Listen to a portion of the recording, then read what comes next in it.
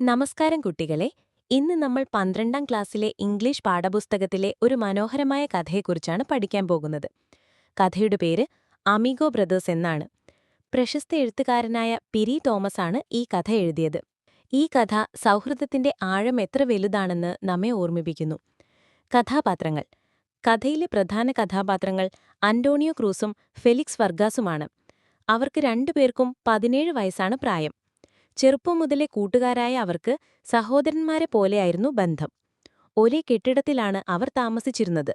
Antonio മെലിഞ്ഞതും ഉയരം കൂടിയതും വെളുത്ത നിറമുള്ള ആളുമായിരുന്നു. എന്നാൽ ഫെലിക്സ് കറുത്ത നിറവും ഉയരം കുറവും കരുത്തനുമായിരുന്നു. സ്വപ്നങ്ങളും പരിശ്രമങ്ങളും. രണ്ടുപേർക്കും ഒരു വലിയ സ്വപ്നമുണ്ടായിരുന്നു. ഒരു ദിവസം ലോകത്തിലെ ലൈറ്റ് വെയ്റ്റ് ചാമ്പ്യനാകുക എന്നതായിരുന്നു അത്. ഈ സ്വപ്നം സാക്ഷാത്കരിക്കാൻ വേണ്ടി അവർ ഒരുപാട് കഠിനാധ്വാനം ചെയ്തു. ബോയ്സ് ക്ലബ്ബിലും ജിമ്മിലുമെല്ലാം അവർ ഒരുമിച്ച് പരിശീലനം നടത്തി. കൂടാതെ പുലർച്ചെ ഈസ്റ്റ് റിവർ ഡ്രൈവിലൂടെ അവർ ഓടുമായിരുന്നു. ബോക്സിംഗുമായി ബന്ധപ്പെട്ട മാസികകളും അവർ പങ്കെടുത്ത മത്സരങ്ങളുടെ ടിക്കറ്റുകളും അവരുടെ സ്വന്തം പത്രക്കുറിപ്പുകളും ചേർത്ത ഒരു സ്ക്രാപ്പ് ബുക്കും അവർക്കുണ്ടായിരുന്നു. ഒരു വെല്ലുവിളി. നിരവധി എലിമിനേഷൻ മത്സരങ്ങൾക്ക് ശേഷം അവർക്കൊരു സന്തോഷവാർത്ത ലഭിച്ചു. അടുത്ത മത്സരത്തിൽ അവർക്ക് പരസ്പരം ഏറ്റുമുട്ടേണ്ടിവരുമെന്നവരെ അറിയിച്ചു. ഈ മത്സരത്തിലെ വിജയിക്ക് ഗോൾഡൻ ഗ്ലൗസ് ചാമ്പ്യൻഷിപ്പ് ടൂർണമെന്റിൽ ബോയ്സ് ക്ലബ്ബിനെ പ്രതിനിധീകരിക്കാൻ അവസരം ലഭിക്കും. ഈ വാർത്ത വന്നതോടെ അവരുടെ സൗഹൃദത്തിൽ ഒരു വിള്ളൽ വീഴാൻ തുടങ്ങി. ഒരു മതിൽ അവർക്കിടയിൽ ഉയരുന്നതായി അവർക്ക് തോന്നി. ഈ മതിൽ എന്തായിരുന്നു? അവരുടെ സൗഹൃദം ഒരു മത്സരത്തിൽ എങ്ങനെ ബാധിക്കുമെന്നുള്ള ചിന്തകളായിരുന്നു അത്. മത്സരത്തിന് ഒരാഴ്ച മാത്രം ശേഷിക്കെ അവർ ഒരുമിച്ച് വർക്കൗട്ട് ചെയ്യാൻ പോയപ്പോൾ ഈ വിഷയത്തെക്കുറിച്ച് പരസ്പരം സംസാരിക്കാൻ തീരുമാനിച്ചു.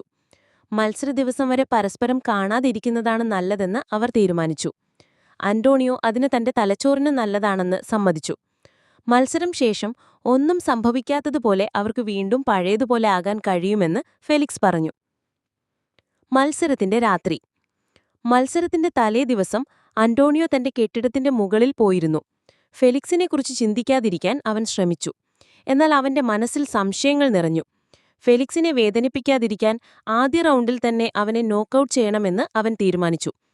ഫെലിക്സ് ആകട്ടെ അന്റോണിയോയുടെ മുഖം തന്റെ മനസ്സിൽ നിന്ന് മാറ്റാൻ ഒരു സിനിമ കാണാൻ പോയി. ദ ചാമ്പ്യൻ എന്ന സിനിമ കണ്ടപ്പോൾ അവനും അന്റോണിയോയെ നോക്കൌട്ട് ചെയ്യുന്നതായി സ്വപ്നം കണ്ടു. രണ്ടുപേരും ആദ്യ റൗണ്ടിൽ തന്നെ വിജയിക്കാൻ ആഗ്രഹിച്ചു. മത്സരം. അന്റോണിയോ ക്രൂസും ഫെലിക്സ് വർഗാസും തമ്മിലുള്ള പോരാട്ടം അയൽവക്കത്തിൽ വലിയ താൽപര്യം സൃഷ്ടിച്ചു. ടോംകിൻ സ്ക്വയർ പാർക്കിലാണ് മത്സരം നടന്നത്. ആളുകൾ ആവേശത്തോടെ അവരെ സ്വീകരിച്ചു. ആദ്യ 2 റൗണ്ടുകളിലും അവർ വളരെ തീവ്രമായി പോരാടി. അന്റോണിയോ തന്റെ നീളം കൈകൾ ഉപയോഗിച്ച് പഞ്ചുകൾ നൽകി. ഫെലിക്സ് ആകട്ടെ അന്റോണിയോയെ കയറിപ്പിടിച്ച് അവന്റെ വയറ്റിൽ പഞ്ചുകൾ നൽകി. 2ാം റൗണ്ടിൽ അവർ പരസ്പരം വേദനിപ്പിച്ചു. മത്സരം വാശിയേറിയതായിരുന്നു. ഉപസംഹാരം.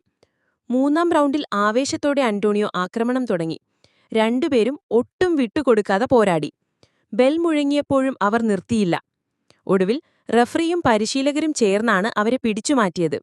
ബോധം തിരിച്ചു കിട്ടിയപ്പോൾ അവർ പരസ്പരം ആലിംഗനം ചെയ്തു.